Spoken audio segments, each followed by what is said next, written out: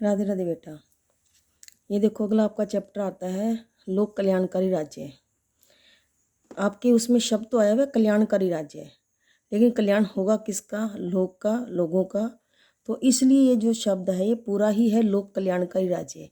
इसकी परिभाषा क्या बनेगी? लोक होता है लोग, इसका अर्थ है लोक का। कल्याण माने भला, कल्याण माने भला, अर्थात ऐसा राज्य, ऐसी विचारधारा जो लोगों के भले के लिए कार्य करे, जो लोगों का भला करे, वो क्या होगा? राज्य लोक कल्याणकारी राज्य या फिर लोक कल्याणकारी विचारधारा, क्योंकि हम आगे विचारधारा ही लगातार पढ़ रहे हैं। इससे पहले जो हमने चैप्टर किया था उसमें हमने व्यक्तिवाद पढ़ा था फिर हमने व्यक्तिवाद के बाद आया था उदारवाद। इसका जो 2 पॉइंट थे नकारात्मक और सकारात्मक, नकारात्मक और सकारात्मक। ये नकारात्मक जो भाव है वो व्यक्तिवाद ही है, लेकिन जब व्यक्तिवाद का विरोध होने लगा, खाइयाँ पैदा होने लगी, ये बुराइयाँ जो इसमें थी, पूंजीपति 2 वर्ग में बट गया, गरीब वर्ग, पूंजीपति वर्ग। आपको मैंने पीछे बताया था जब ये बटा तो इन्हें लगा अपने आप को इन्होंने मॉडिफाई किया। इन्होंने इसी व्यक्तिवाद में लोगों के भले के लिए कार्य करना शुरू किया कि जो राज्य है वो जहाँ ज़रूरत हो वहाँ वो इंटरफेयर कर सकता है। व्यक्तिवाद में था क्या? एक अति थी व्यक्ति की स्वतंत्रता पर, अत्यधिक स्वतंत्रता दी गई थी व्यक्ति को व्यक्तिवाद में। फिर इसके बाद इस स्वतंत्रता के कारण, स्वतंत्रता ज़्यादा देने के कारण जो मार्क्सवादी थे, जो समाज, ये जो साम्यवादी थे, उन्होंने कहा कि ये 2 वर्ग बट गए हैं। साम्यवाद और मार्क्सवाद एक ही चीज़ है। 2 वर्गों में असमानता दिखी, असुरक्षा का भाव दिखा। तब इन्हीं व्यक्तिवादी के जो भाव थे उन्होंने अपने अंदर नकारात्मक की बजाय सकारात्मक सोच डाल दी कि जो राज्य है वो जहाँ ज़रूरत हो वहाँ इंटरफेयर कर सकता है। तो जब व्यक्तिवाद में लोकतंत्र जुड़ गया तो उससे उदय हुआ उदारवाद का, अर्थात सकारात्मक उदारवाद का। जब सकारात्मक उदारवाद में हमारा जो समाजवादी सिद्धांत जुड़ा, ये दोनों आपस में जुड़ गए, विचार इन दोनों के जुड़े, तो उससे विकास हुआ है कल्याणकारी राज्य का। क्योंकि उदारवादी जो सकारात्मक उदारवाद था उसकी जो खाइयाँ बनी उसको इंगित किया, शो किया मार्क्सवाद ने, अर्थात जो कार्ल मार्क्स थे उसने दिखाया कि इसकी कितनी बुराइयां हैं। ये बुराइयां दिखाने वाले पर्सन थे, इन्होंने इन विचारधाराओं में कमियां दिखाई। फिर समाजवाद का उदय हुआ। जब उदारवाद और समाजवाद आपस में जुड़े तब कल्याणकारी राज्य का विकास हुआ है। अब आता है कल्याणकारी राज्य का विकास हुआ कब है। ये तो 16वीं 17वीं 18वीं सदी की कहानी है। वैसे तो कल्याणकारी राज्य के विकास के बारे में बात करें तो आधुनिक काल के अंदर हुआ, जब दूसरा विश्व युद्ध हुआ उसके बाद, ये 1940-45 के आसपास दूसरा विश्व युद्ध खत्म हुआ है। वहाँ से लेके 1970 तक कहते हैं कल्याणकारी राज्य का विकास हुआ है। इसके बाद आता है उदारवाद, नव उदारवाद, इसका विकास होगा। ये अभी पढ़ा नहीं, हमारा इसी में चल रहा है। वैसे देखो कल्याणकारी राज्य की बात करें तो हमारे ये जो हिंदू समाज है, हमारा जो राम राज्य था उस वक्त भी कल्याणकारी राज्य ही था। ये विचारधारा कोई नई नहीं है, क्योंकि राम के राज्य में इन्हीं भावनाओं को लेकर राज्य किया गया कि लोगों के कल्याण के लिए हो, लोगों के हर काम लोगों के भले के लिए हो, राजा तो मात्र एक सेवक के रूप में कार्य करे। तो असल में जब विकास हो गया तो जो ये 2 अति बताई गई हैं, अति का होता है जो अधिकता, जैसे व्यक्तिवाद में थी व्यक्ति को स्वतंत्र करने की अधिकता, साम्यवाद जो मार्क्सवाद थी उसमें आर्थिक सुरक्षा की अधिकता दे दी थी। ये अति हो गई थी यहाँ पर कि इस ये जो आर्थिक सुरक्षा कैसे, जैसे मैंने शब्द बताया था, उत्पादन के जितने भी साधन हैं उन पर पूरा का पूरा जो अधिकार होगा वो समाज का होगा, समाज के अंडर पावर होगी। तो यहाँ भी अति है, यहाँ भी अधिकता ही है। तो ये जो दोनों की अधिकता है, उन दोनों के बीच में जो सामंजस्य, जो समझौता स्थापित किया वो कल्याणकारी विचारधारा के अंतर्गत आता है। यानी कल्याणकारी राज्य दोनों अति के बीच व्यक्तिवाद की व्यक्ति विचारधारा, उसके बाद साम्यवाद मार्क्सवाद के बीच में आर्थिक विचारधारा, इन दोनों की अति के बीच जिस विचारधारा ने सामंजस्य स्थापित किया वह कल्याणकारी विचारधारा है। इसके लिए 2-3 परिभाषाएं हैं, इसे आप नोट करेंगे। T.W. केंट कहता है कल्याणकारी राज्य वह है जो अपने नागरिकों के लिए, कल्याणकारी राज्य वह है जो अपने नागरिकों के लिए व्यापक अर्थात बहुत ज़्यादा सामाजिक सेवाओं की व्यवस्था करता है। समाज में जितनी सेवाएं हैं वो ज़्यादा से ज़्यादा व्यवस्था कर दे, उसे कल्याणकारी राज्य कहते हैं। इसके बाद नेहरू जी की है एक डेफिनेशन। नेहरू जी कहते हैं सबके लिए क्या हो, समान अवसर प्रदान हो, अमीर और गरीबों के बीच अंतर मिट जाए, एक समान अवसर, एक दोनों के बीच अंतर मिट जाए। देखो अंतर कम हो सकता है, मिटता कभी नहीं है। तो इसका भाव यही है कि जो दिन पर दिन अगर हम आज़ाद कर दें व्यक्ति को, चाहे वो आर्थिक मामलों में, उत्पादन के मामलों में, या व्यक्ति को पूर्ण स्वतंत्र कर दें, तो पूंजीपति वर्ग और गरीब वर्ग, दो वर्गों में बहुत ज़्यादा खाई बढ़ जाएगी। तो सबको समान अवसर मिले, लेकिन साथ में गरीबों और अमीरों के बीच अंतर मिट जाए, और जीवन स्तर को ऊंचा उठाना, प्रत्येक व्यक्ति के जीवन स्तर को ऊंचा उठाना क्या कहलाता है, लोक कल्याणकारी राज्य। तो ये लोक कल्याणकारी राज्य के आधारभूत तत्व हैं 3 चीज़ें, समान अवसर, अंतर मिटना और जीवन स्तर को ऊंचा उठाना।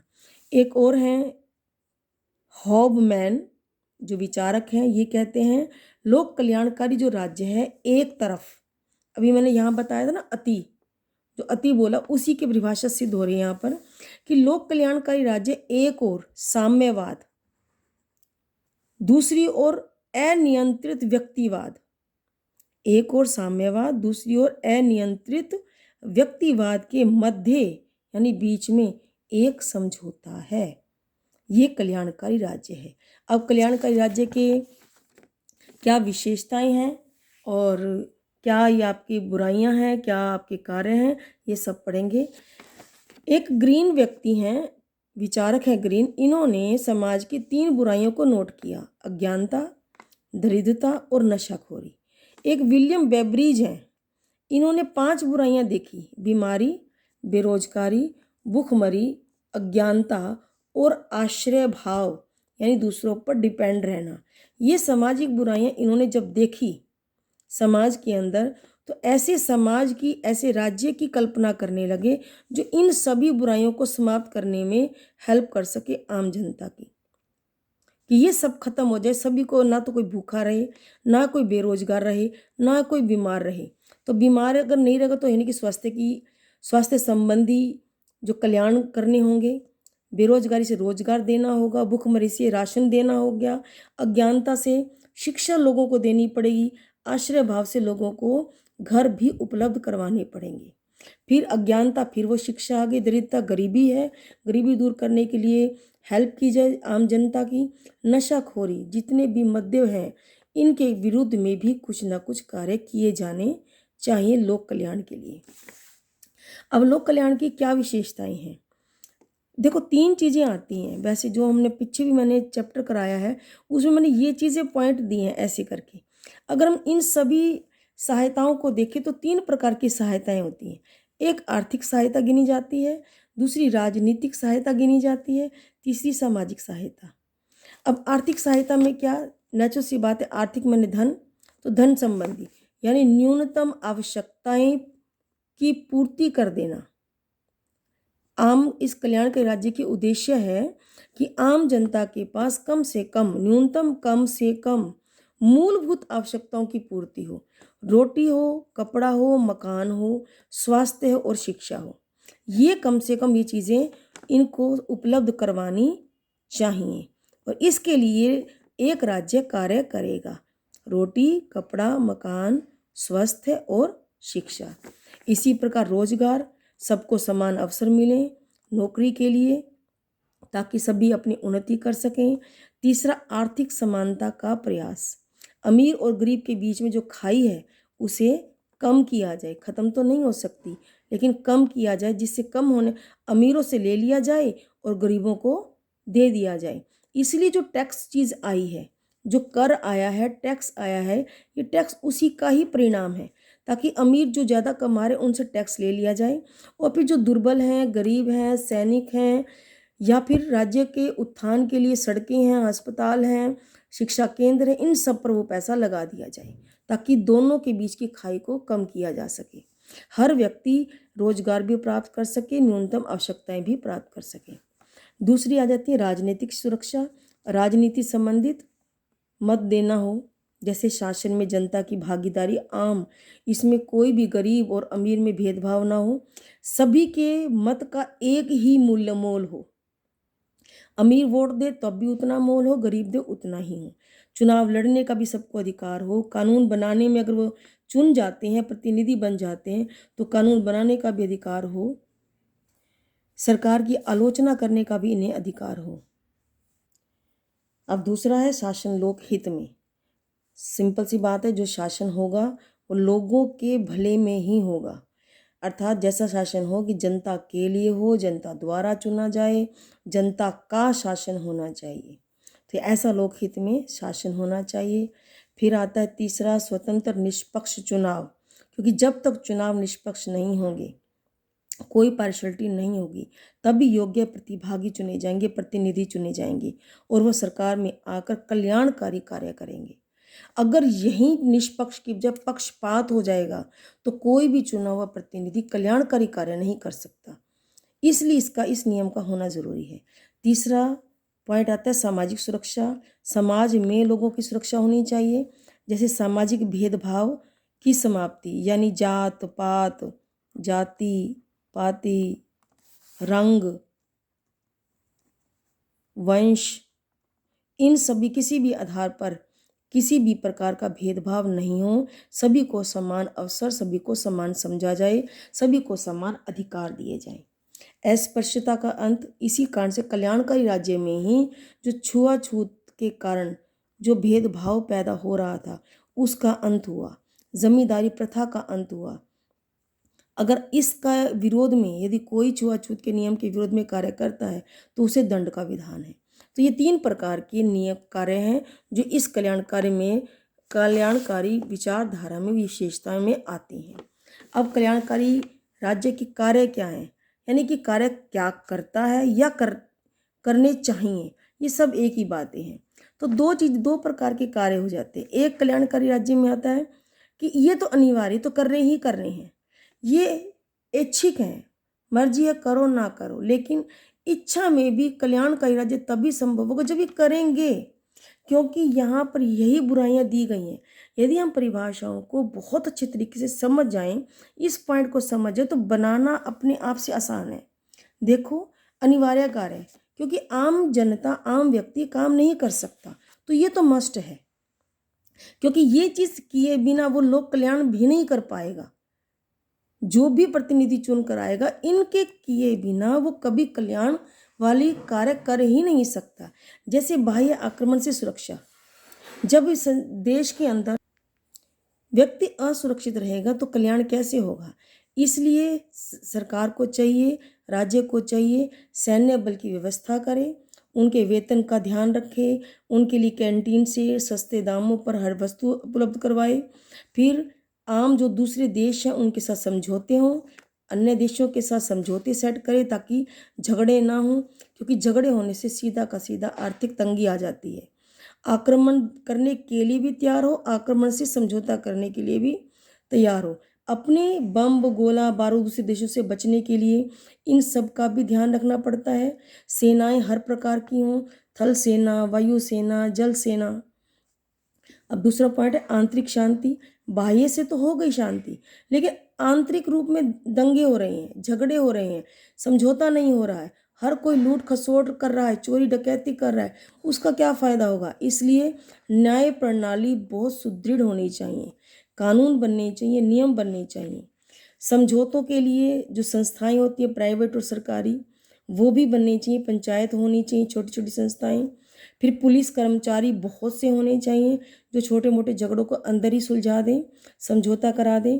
ये आंदोलन होते हैं, रैलियाँ निकलती हैं, उसमें पुलिस कर्मचारी सहायता करते हैं। और जितने भी गुंडा प्रवृत्ति के लोग हैं, असामाजिक तत्व हैं, लूट खसोट चोरी डकैती रेप आदि करते हैं, इनसे भी सुरक्षा होनी चाहिए। तीसरा है मुद्रा। मुद्रा मतलब करेंसी। अगर अब देश अपने करेंसी के प्रति ज़्यादा जागरूक नहीं होगा तो आम जनता में से कोई भी अपनी प्रेस निकाल के करेंसी बना लेगी। तो इतनी मजबूत करेंसी हो कि उसका डुप्लीकेट ना बन सके, उसकी नकली जाली मुद्रा ना हो सके। तो इसकी प्रिंटिंग अच्छी हो, वो अच्छी धातु का इस्तेमाल हो, अच्छे कागज़ का इस्तेमाल हो, ताकि उसका जो जाली मुद्रा है वो ना बने, उस पर रोक लगे। और ये भी ध्यान रखें कि धन जो है देश के बाहर ना जाए, जो स्विस बैंक में जा रहा है, काला धन जिसे बोल रहे हैं। रिश्वत और धोखाधड़ी से भी बचाव होना चाहिए। फिर आता है कर संग्रह। कर माने टैक्स। टैक्स लेने जरूरी है, क्योंकि टैक्स के बल पर ही सड़कों का निर्माण होता है, अच्छा सॉरी, यहाँ पे क्या है, टैक्स लेने के लिए टैक्स कहाँ कहाँ लगता, कहाँ है, सबसे पहले संग्रह करना है। क्योंकि संग्रह के बाद जो टैक्स है वो इन इन चीज़ों पर यूज़ होगा, ऐच्छिक कार्यों पर। जैसे सड़क का टैक्स लगता है, जो टोल टैक्स होते हैं, आपने सड़कों पे देखे होंगे। हाउस टैक्स होता है, पानी का टैक्स लगता है, बिजली का टैक्स लगता है, हॉस्पिटल के टैक्स लगते हैं, होटल में खाना खाते हैं, खाने की कीमत इतनी है उसके ऊपर टैक्स लगता है। कोई हम वाहन खरीदते हैं, कार बस गाड़ी कुछ भी खरीदें, उस पर टैक्स लगता है। इलेक्ट्रिक जितनी भी वस्तुएं खरीदते हैं, चाहे मोबाइल वगैरह, उन पर टैक्स लगते हैं। पता नहीं कितनी कितनी चीज़ों पर हर प्रकार के टैक्स हैं। और ये टैक्स हर फरवरी में वित्त विभाग निर्धारित करता है किस पर कितना टैक्स लगेगा, ताकि ये टैक्स एकत्रित करके, जो अभी मैंने बोला, ये टैक्स लगाएं कहाँ, सैन्य बल की सुरक्षा के लिए, गरीबों के लिए, जो दुर्बल व्यक्ति हैं उनकी सुरक्षा के लिए लगा देना चाहिए। फिर आता है न्याय की व्यवस्था। किसी भी सामाजिक, राजनीतिक, आर्थिक, इन किसी भी मुद्दे पर किसी भी व्यक्ति को अगर हानि हो तो न्याय प्रणाली इतनी दृढ़ हो कि उसकी व्यवस्था हो सके, उसकी सुरक्षा हो सके। फिर चाहे उन्हें सरकारी वकीलों की व्यवस्था करनी पड़ जाए, समान कानूनों का निर्माण करना चाहिए और समान ही दंड भी मिलने चाहिए।